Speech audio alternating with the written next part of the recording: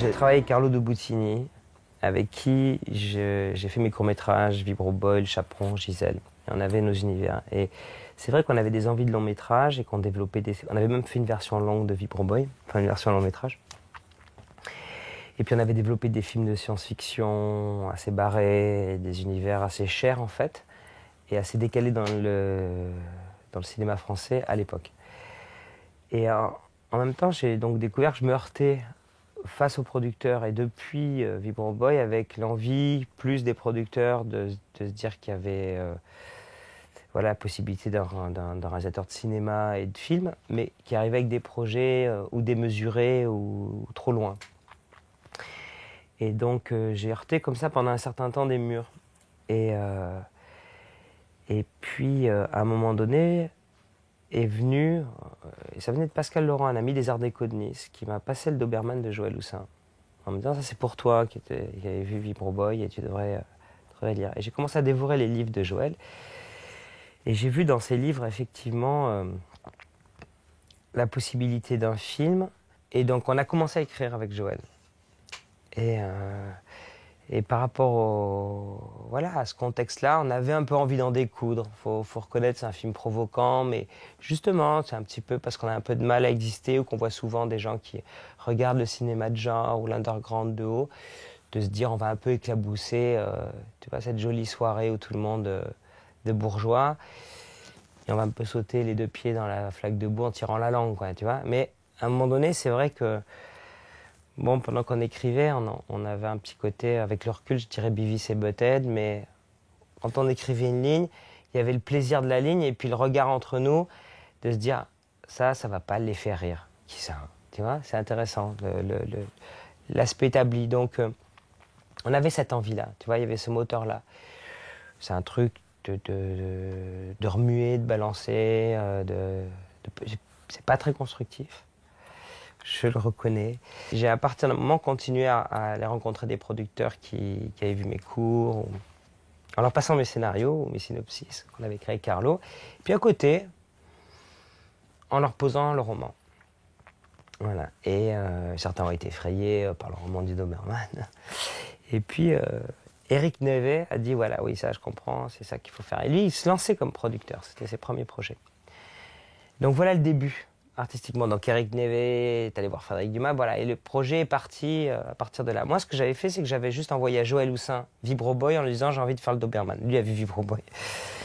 Et donc il a dit oui, super, faisons-le.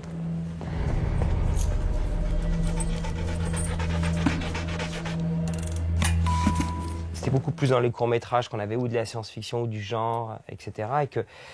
Et que dans le territoire général du cinéma français, c'était un peu fermé à ça. Il n'y avait pas tout à fait les producteurs pour. La génération qui est venue, dont Eric Nevet, Frédéric Dumas qui ont fait le Doberman font partie. Il y avait quelques satellites comme Claudio Sarr qui produisaient un peu ces films, mais aussi hors normes. C'est vrai qu'à l'époque, venait de débarquer il y a quelques années quand même, hein, mais John Woo, The Killer, tous ces films, cette espèce d'un coup d'énergie, quoi. Donc là, l'énergie un peu dans le cinéma de Hong Kong, moi, je le découvrais et c'était autre chose. Et on va dire la scène de fin, par exemple, ces choses-là, elles viennent de cette énergie asiatique tu vois, d'un moment donné, d'avoir ce truc qui dure. Alors bon, John Woo, au lieu de faire ça dans ses scènes, il donne 90 coups de feu, quoi. Tu vois, par un pistolet qui en contient 12 balles.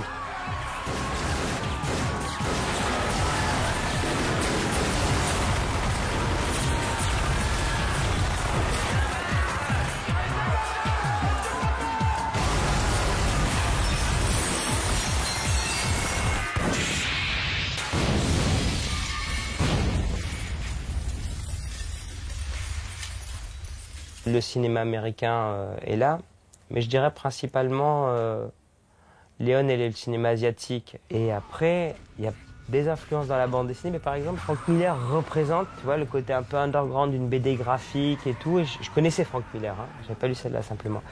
Donc après, tu as un côté d'influence comme ça, mais je dirais notamment tout ce qui était passé à une époque à travers le filtre Métal Hurlant et qui avait continué. C'est plus logique. J'ai pas une BD dans laquelle j'ai regardé des images. Sauf que j'ai voulu être dessinateur de BD à un moment donné, donc dans cet univers visuel, dans les cadres, dans le style des personnages, j'ai voulu aussi, comme je faisais un film violent, je voulais aussi le déréaliser. Ça, c'était mon rapport à la protection par rapport au public, le déréaliser, l'ultra styliser, etc., de manière à ce que ce soit tellement too much qu'à un moment donné, tu rentres dans l'énergie, les choses, mais tu as une distance. Donc ma distance, c'est le style que ça donnait, c'est son extrémité des personnages, de leur aspect caricatural et tout. Mais en même temps, dedans, tu vois, sur un personnage comme Tchéky, par exemple, il est caricatural quand il arrive avec ses mains qui sentent la viande et tout, mais quand même, tu vas petit à petit être rentré dans sa folie.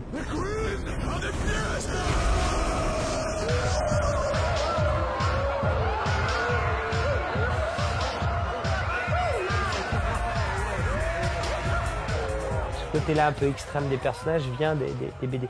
J'ai jamais été un grand fan des comics, moi, tu vois. Bon, je les connais, mais c'est jamais là. Moi, je suis resté quand même plutôt... ce qui passe à Métal Hurlant, tu vois, c'était les Américains, mais c'est l'underground, c'est pas les comics, c'est les Corben, c'est les autres trucs, c'est des gens d'univers.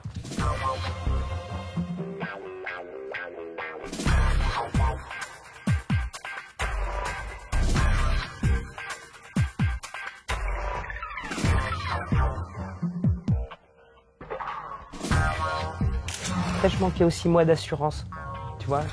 C'est-à-dire l'assurance de se dire un plan fixe, simple, avec l'acteur qui est juste, ça marche, tu vois. T'as envie de... Tu vois ce que tu sais faire aussi. En même temps, je pense que c'est une protection. Quand je vois les films, tu vois maintenant, il y a à certains moments, je ressens ça de moi, tu vois, avec le recul, puisqu'on joue sur le temps maintenant. Chose qui avec le temps, on passe, on a d'expérience. Mais là, je sens l'envie de remplir le cadre, mais en même temps, c'est une énergie intéressante. Mais peut-être que derrière se cache aussi la peur du simple qui fonctionne, tu vois, la peur aussi, ou même de tomber dans une chose trop, tu vois, classique. On a vu dès que tu as des types dans un appartement, de retomber dans un truc de cinéma français que j'avais pas envie à l'époque. Hein. Or que maintenant, je pourrais avec plaisir faire, tu vois, un drame psychologique dans un appartement. Mais à l'époque, en univers, il était pas là. Donc je pense qu'il y a des choses, chaque scène doit être extrême, ça c'est un truc de jeunesse. Et en même temps, c'est joli à voir parce que, enfin, tu vois, avec le recul de dire toujours à fond, quoi. Tu vois, voilà. Mais je pense qu'il y a de la protection aussi. Il y a la peur de pas, tu vois, d'être sûr que tu pourras, par l'humour, toujours t'en sortir aussi. Si ça marche pas, c'est toujours facile, tu vois, comme tu fais une scène d'amour puis tu mets un ou deux gags, donc tu t'en sors, c'est toujours plus facile. Et puis, que de tenir sur le pressentiment. Et puis, en même temps, c'est un danger parce que tu peux tout détruire. Et moi, par exemple, quand j'ai revu la scène de l'appartement avec la grenade où il vient lui parler, les dialogues, c'est absolument n'importe quoi. C'est que... tu vois, les choses deviennent avocats, c'est moitié récit parce que je suis déjà un enculé. C'est une espèce de Audiaro, truc super trash, etc. Et que quelque part, tu détruis un peu ta scène en mettant chaque fois des mots d'esprit là-dedans, tu vois, sur le truc. Et encore, cette scène, elle marche, c'est-à-dire elle est un peu impressionnante, elle te met mal à l'aise, alors que si tu la regardes, si tu l'écoutes vraiment, tout ce qu'il raconte, le bébé grain, tout ça, c'est vraiment de la bande dessinée. Et ça c'est un risque, et ça a marché. Mais je pense que je pensais pouvoir faire ça, tu vois, réussir ça, et pas le reste. Le reste, j'avais ni moi la maturité, ni peut-être l'expérience sur la solidité de l'acteur. Dis donc, elle est pas polie ta maman, hein? Dis-leur qu'ils se trompent. Dis-leur! Bah oui. Dis-nous qu'on s'est trompé et qu'on s'est gouré d'étage. Allez, dis-nous. Non, c'est moi qui sont venus chercher. J'ai jamais été à la fac de droit, je suis une putain. Tais-toi! Non, je me tairai pas. Tu voulais que je devienne un avocat, ben ça a moitié réussi, je suis déjà un enculé. Toi, maman, c'est plus la peine de me filer tous tes médicaments.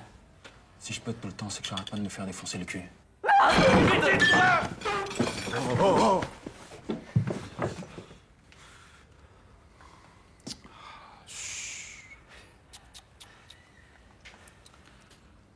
Super, Sonia. Tu peux faire détruire ta famille.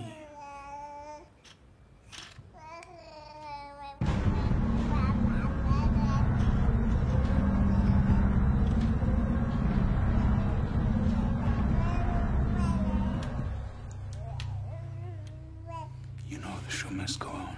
C'est vrai que moi, C'est arrivé près de chez vous faisait partie des films qui me plaisaient. Je crois qu'il sortait quand moi j'allais faire le film. Et Benoît est venu vers moi, il m'a dit, tu vas voir, tu vas t'en prendre plein la gueule, ça va te faire bizarre quand même, quoi.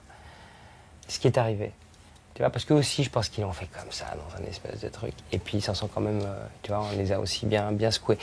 Et oui, ça fait partie d'une des choses où tu dis, ça peut se faire, tu vois, ça te pousse en avant. Donc, c'est arrivé, existait avant, et c'était quelque chose d'important. Et même, tu vois, le Carn existait. Ça n'a rien à voir, tu vois, mais d'un coup, quand tu fais Roboy Carn, on s'était rencontré avec Gaspard Noé. Donc, moi, je sentais là-dedans, d'un coup, des gens qui poussent, tu vois, t'es en train de faire ton truc, puis t'en vois qui passe en courant comme ça, tu dis non, mais on peut aller plus loin, on peut aller plus vite, on peut le faire. Et Gaspard aussi, et puis bien sûr Jeunet et Caro. Quand Gaspard, moi j'aimais beaucoup ses films, puis il est venu en me disant j'adore Vivre Boy, mettons nos films ensemble pour les festivals, et on allait ensemble à un festival en se tapant encore une fois là le coude déjà à l'époque en disant ah, ça va pas les faire, on met Vivre Boy et Carn ensemble. Pour regarder juste la tête des gens, tu vois, ce côté sale gosse et tout, ça te pousse en avant, parce que lui quand même, lui il pousse devant Gaspard, donc toi tu peux te dire bon bah je peux y aller. Et je pense que tu seras un peu seul à explorer ces pistes, et un peu moins fort s'il n'y avait pas ces gens-là autour.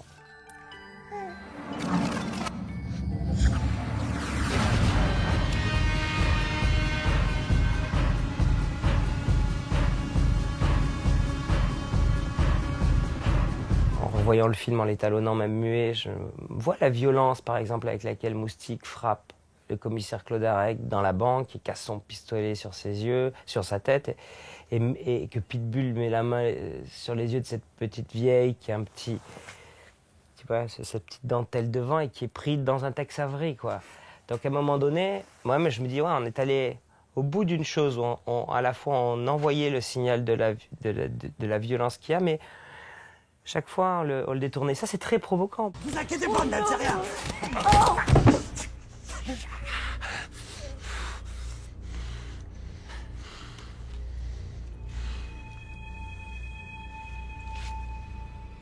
Je te nique ta bouche, flicard. Quand je le revois, je me rends compte que quand même, quand il fallait y aller, et ça c'était un des trucs du film, il faut y aller, il faut racler la tête par terre, il faut le faire, il faut qu'il y ait du sang, il y a cette chose organique et forte. Et en même temps, l'idée là-dedans de placer de l'humour. Mais ça c'est ce côté western spaghetti, tu vois. C'est-à-dire, je pense que c'est de contemporiser, de rendre dans l'époque, parce on va aussi, maintenant on a plus d'extrêmes, on est habitué à ces choses de cet ordre qui, moi, plus jeune, me plaisait. C'est ce côté, le type flingue un mec et balance une vanne, mais il y a un truc noir, drôle et noir et perturbant. Et Léon a ça, tu vois, c'est pas comme dans le gros film américain où le mec dézingue et c'est désincarné, mais finalement il tue, il mitraille des gens, il balance une vanne. Dans ce cas-là, on continue à manger du popcorn. Moi, j'ai toujours été un anti-popcorn. J'ai voulu faire un film popcorn, mais dans lequel tu ne peux pas manger de popcorn. Voilà. Et je crois que tous mes films, il y a ce côté-là. Je n'aime pas l'association du popcorn avec le cinéma. Mais appelez la police! C'est vivant comme faire pire, hein? Moi, j'aime bien. Il faut se donner la liberté de faire du cinéma comme on fait du cirque, comme on fait un truc vivant. Tu vois? Et il y avait ce côté... ce côté-là, pour moi, là-dedans. Et je pense qu'une des choses qui a déplu d'un côté aux religieux cinématographiques, même du genre, c'est qu'on est irrévérencieux avec le genre, on s'en fout un peu, quoi. C'est-à-dire, tu vois, toutes les conventions, on joue avec, on s'en fout, on s'amuse, on met cette énergie. Voilà. Et donc, du coup, je pense que le film a à la fois déplu aux papes du genre qui regardent, tu vois, les films chinois, de trucs où dans ce genre-là, on ne peut pas faire ce qu'on fait. Et à la fois, ceux qui d'un coup voient débarquer des films qu'ils acceptent un peu de Hong Kong, parce que c'est à Hong Kong, mais ça a été dit, même, mais là, ils ont des Renault, des Peugeot, c'est chez nous, quoi. Donc ça véhicule une violence de notre société, tu vois, même. Et d'un coup, c'est tout le but d'essayer de faire des films. Pourquoi ce type de film n'existe pas? Tu vois, je m'étais posé la même question à la source de Vibro Boy. Et la question était pourquoi dans les films d'horreur du type Evil Dead, que j'aime beaucoup, pourquoi quand ils se coupent un bras, ils disent zut, quoi. Tu vois, pourquoi ils n'ont pas le langage de Mean Street? Et pourquoi on le stylise pas? Et qu'est-ce que ça donne? Ah oui, ça donne un truc d'un coup particulier. Mais c'est logique. Où il est, votre gang de nazes, là? Où? Y a plus personne, sauf deux pousses de...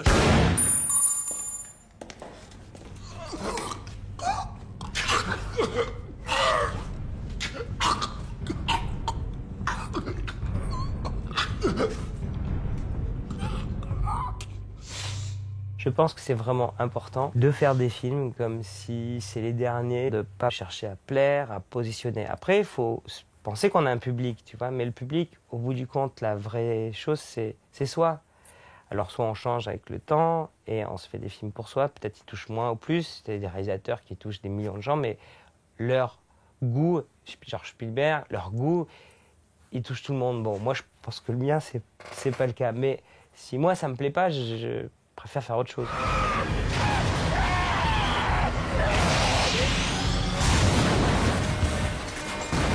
À l'époque, il y a eu deux choses. C'est-à-dire, moi, effectivement, j'étais un peu choqué.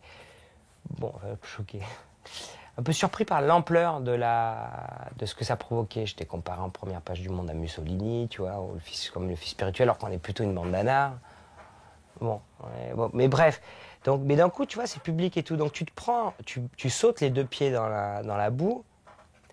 Donc, tu tâches les habits et tu te prends des coups de batte de baseball. Tu vois, il y a quand même ça. Donc, en même temps, tu l'as un peu cherché, mais t'es un peu sonné. Moi, j'avoue, quand j'ai un moment lu le dossier de presse à la fin, et puis un peu les trucs, les pages, t'ouvres le film, le mec, il te détruit en première page, tu vois, c'est un peu...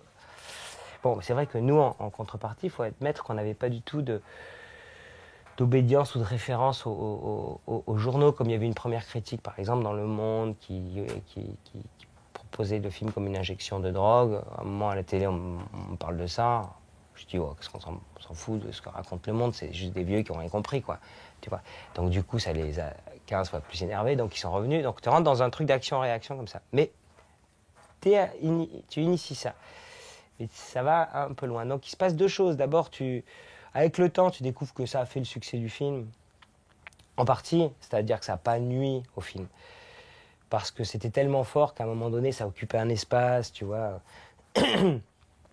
même de 2 pages, 4 pages, dans des journaux, c'était en couve, tu vois, dans l'IB, c'était 2 pages pour détruire le film, mais tu avais 2 pages, une photo et tout. Donc on a eu un événement autour du côté sulfureux du film. Bon, moi j'ai même eu une période où je me disais vraiment, il y a des mecs qui doivent penser que je suis un nazi, quoi. Je me rappelle une période après la sortie où j'étais un peu comme ça, pour te dire à quel point tu te prends quand même les signaux de violence, je me suis dit, tiens, ça c'est le genre de mec, moi j'aime bien ce mec, mais je suis sûr qu'il détesterait mon film, tu vois. Presque parce qu'à un point, tu te dis les canards presque tu lis, ou finalement une pensée avec laquelle tu es d'accord, tu vois, plutôt mec de gauche et tout, tu s'en prends plus par exemple par la gauche que par la droite. Ça, c'est quand même vraiment exceptionnel, tu vois. Tu fais un film nanar et c'est la droite qui le comprend. C'est un peu démoralisant. Tu vois, dans le rapport entre la critique de cinéma et la politique, je pense qu'il y a un défractage complet. J'ai toujours vu ça d'ailleurs. Longtemps. Mais bon, bref. Et puis d'un coup, tu as à un moment donné le mec qui te reconnaît, qui vient te voir et qui te dit... oh, tiens, c'est toi qui as fait le Doberman, je t'ai vu et tout, c'est super et tout. Et tu te dis, tiens, mais je me fais avoir parce que je lis, tu vois. Il y a un truc comme ça. Même si toi au début, tu fais, tu vois, comme ça, il y a un moment donné, tu te fais quand même, ça te rentre quand même dedans. Donc, par rapport à la critique, ça, c'est hexagonal. Après, tu es remonté par l'international. Parce que, du coup, franchement, en France, si ce film venait de Oslo ou du truc, les types, ils le prendraient comme les films qui viennent de Hong Kong. Tu vois, ils verraient ce que c'est, plus. Puis il y aurait ce côté, ils parlent une autre langue et tout. Donc, en Angleterre, à l'étranger et tout, ils étaient plus à fond, tu vois, ils référençaient, ils connaissaient, j'ai eu vraiment des super critiques. Qu'est-ce qu'il fait?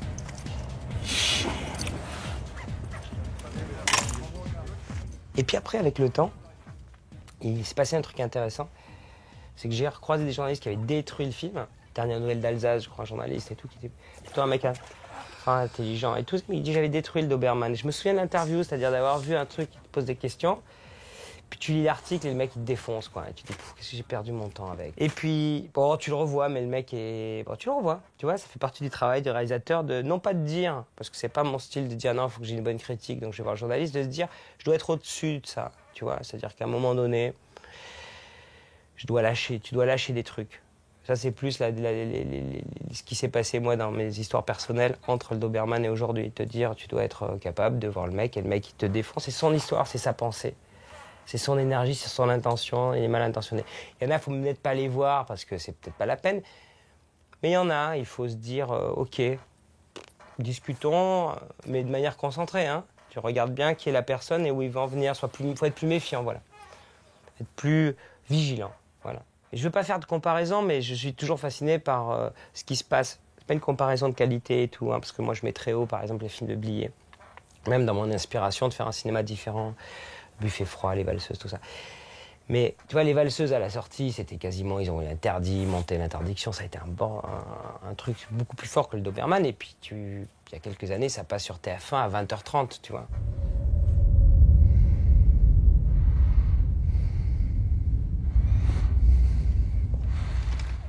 Welcome to reality, baby.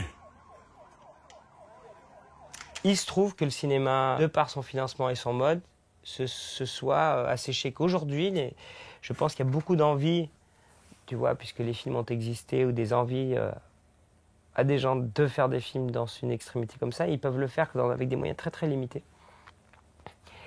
Et ça n'a pas plus de place, si tu veux, ça n'a pas ouvert de choses.